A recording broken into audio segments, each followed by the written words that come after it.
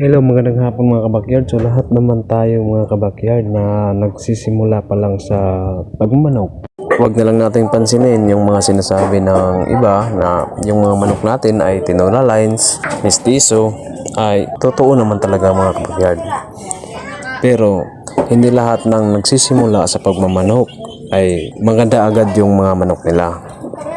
Nagsisimula talaga tayo sa mestizohin or tinatawag na native chicken.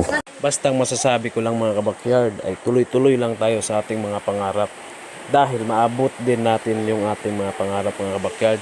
Yun lang kabakyard, salamat sa panonood. God bless you.